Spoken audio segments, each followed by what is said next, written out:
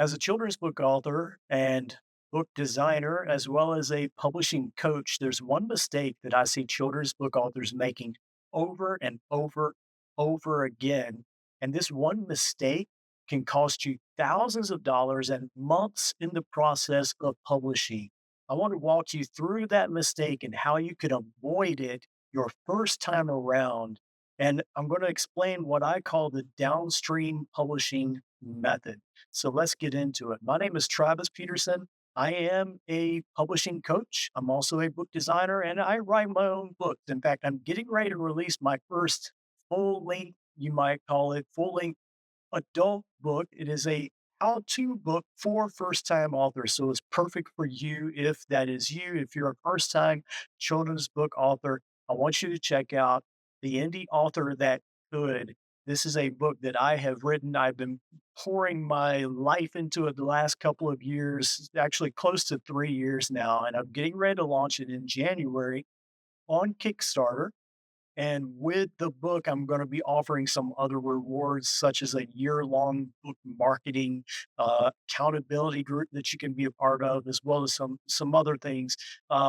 So be able to be sure to check that out.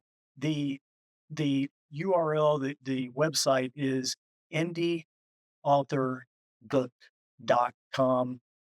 So I'll have that in the description of this video. Be sure to check it out. Sign up for the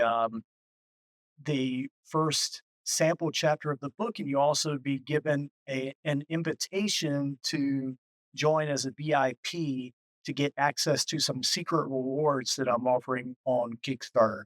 So enough of that. Let's get right into it.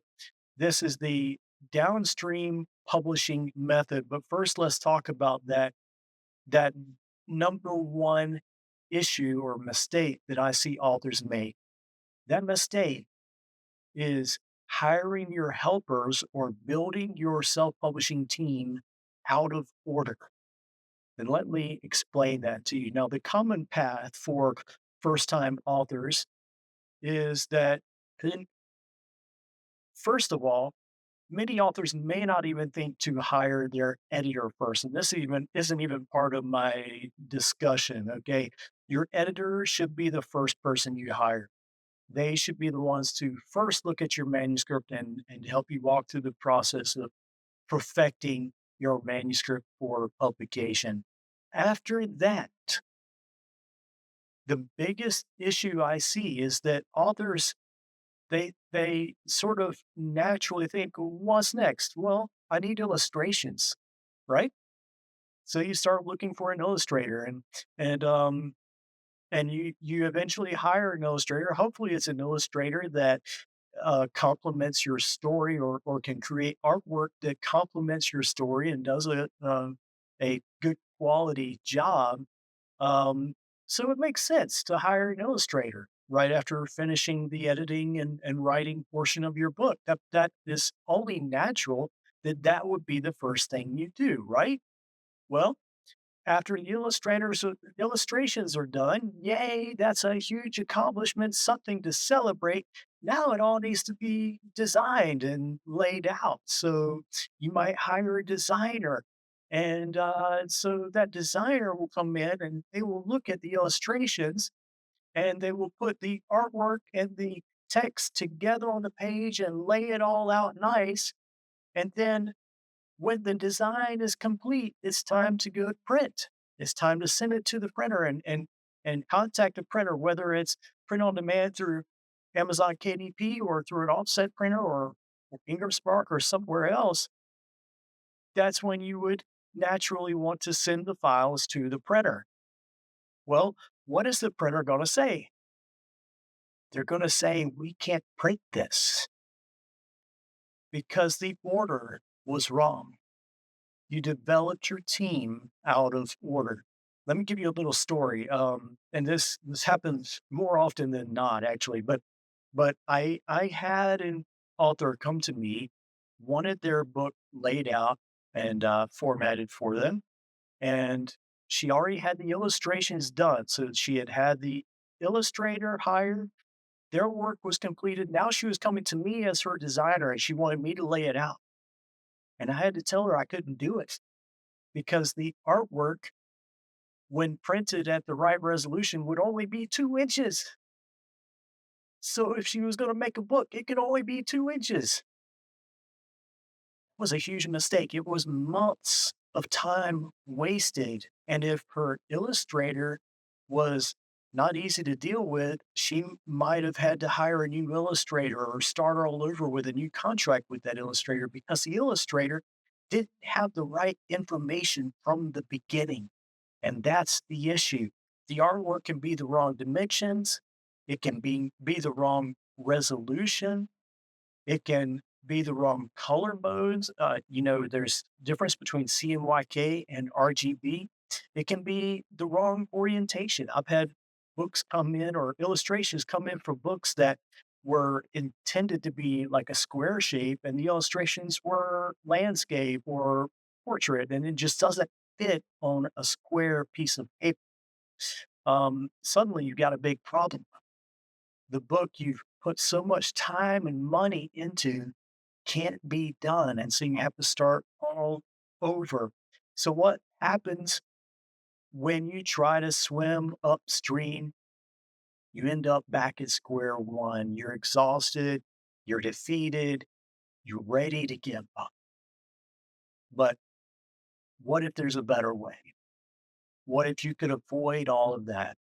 What if there's a natural order that makes everything flow smoothly? And that's what I call the downstream publishing method. I know this is the opposite of what seems logical, but instead of thinking illustrator, designer, printer, I guess, I should be working from this side, illustrator, designer, printer. I want you to think printer, designer, illustrator. This is the proper order for building your self-publishing team. So what you really want to do is start with a physical product in mind and work backwards. So let's look at each step. Step one is to find your printer. Now, you don't need to hire your printer. You just need to do the research and connect with them and get the right information from them to make the book that you're wanting. You need to decide if you're going to print offset and have 1,000 plus books printed at one time and be able to cover the manufacturing and the inventory and the fulfillment of all of that yourself. This is a huge business decision that you need to make. What is your business plan as an author? Are you going to have all that in stock, or are you going to use print on demand services like Amazon KDP and Ingram Spark? Or we do a combination of both. Now, there are authors out there, very successful authors, who will tell you the only way is through offset printing of thousands of books at a time. I'm not here to tell you that. I'm here to tell you you are the CEO of your own business and you need to decide which way is better for you, and maybe both can work. That's neither here or there. I'm not here to discuss that so much, but you need to get the specifications up front for your book from the printer. You need to know what the trim sizes are that they offer, which usually for offset printing, the sky's the limit. You can print however you want, really. Now, you do have to keep in mind that you need a page number that is a multiple of four, usually with children's books. So I recommend 28 pages, 32, 36, or 40 typically for children's books, with 32 kind of being the magic number for picture books. You also need to know what their bleed requirements are. I'm not going to get into a discussion of what that is, but you just need to research that and figure that out from your printer. You need to know what their file format needs are. Usually it's PDF, but the requirements for that PDF are important.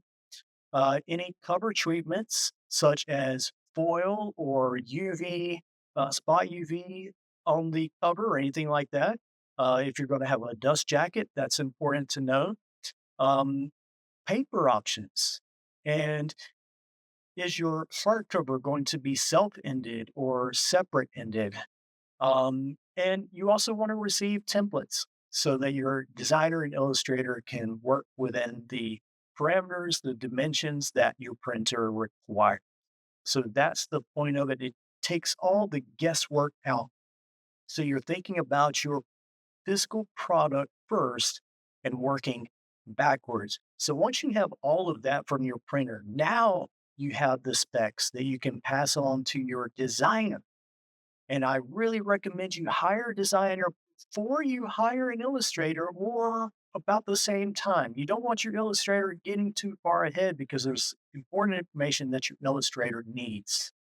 Now you have the specs for the printer, you give that information to the designer. The designer works within those parameters and they work as the bridge between the printer and the illustrator and even yourself in a way. Your designer is kind of what sort of holds everything together in a way and really guides everything because they understand the lingo, they understand the terminology for all three areas: the author, the publisher, the printing, and the illustrating, and they can help you through that process. As a designer myself, this is what I really specialize in. So I like to create templates, even though the printer might provide templates. I like to create templates that are more more family friendly, no, more user friendly for the illustrator. So it just makes it easier to understand. They understand what the dimensions are and why there are certain things like a bleed and safe area and margins and all that kind of thing. So I like to make those templates just more user friendly for the illustrator and for you as the author that you understand the process a little easier too. And so after you hire a designer, that's when you can hire the illustrator. This is the last piece of the puzzle. They receive the exact requirements, they receive your templates. There's no guesswork needed. They know the exact dimensions needed for the artwork. They know the bleed and the margins. Many don't even know what those are, by the way. So this is another reason why you need a designer. Designer understands these things. An illustrator doesn't always understand that you need a bleed or that there is a certain area that you need to have like main parts of your illustration away from the edge of the pages or away from the edge of the canvas, so to speak. They may not understand that, so you need a designer to be able to provide those templates. And now the illustrator has that information and knows what they need to do. They can focus on creativity and not so much on the technical information. Um, so, what I typically do is I send the templates based on the printer specifications to the artist. They will send me a first draft of their illustrations and I lay it all out and I make sure that their artwork will fit the type of book you're looking for, that there's enough bleed, that there's enough margin, that nothing gets lost in the gutter or where the spine is, sort of in between the two pages of a spread, anything like that. And then once I have sort of confirmed that all the sketches look good, then the illustrator creates the final art. And after they are finished, I would place the text and lay it all out complete. So that's sort of my process as the designer. So you have this upstream versus downstream situation where with upstream, you're having to start all over again. You're losing months of time, potentially thousands of dollars, and everyone is frustrated. Your designer's frustrated because they can't get started as quickly as they'd like. Your illustrator is frustrated because they have to go back to the drawing board and do everything again. And you are frustrated because all this is happening. It costs you time and money. Now, the downstream, it's one and done. Your book is completed in a more manageable time and within your budget. These three people, the printer, the designer, and the illustrator, they are three of your self-publishing team of 12, which I call your dozen. And actually, the Indie Authors Dozen is the framework for what makes up my brand new book, The Indie Author That Could. So I go into this in much more detail. I explain all the different professionals and people that you should have on your publishing team. And trust me when I say not all of them are paid. In fact, you fill some of those roles. You have volunteers that fill some of those roles. Some of them are just there to support you and help you to the finish line of publishing your book and way beyond in marketing and promoting your book. And so it's really about having the right self-publishing team around you. In fact, I don't even like to call it self-publishing because that sort of indicates that you're all doing it yourself and you're not. You need a team around you. So I definitely prefer indie publishing over self-publishing. You are an indie author, you're an indie publisher. Start accepting that title now and you'll be well on your way. Again, look for the Indie Author That Could on Kickstarter in January. Go to indieauthorbook.com right now. Get the first chapter of the book, and you'll be invited to the VIP access where for only $1, you'll get a discount of up to $300 on these other rewards that I'll be offering, such as the accountability group, the author success engine that I'll be starting next year.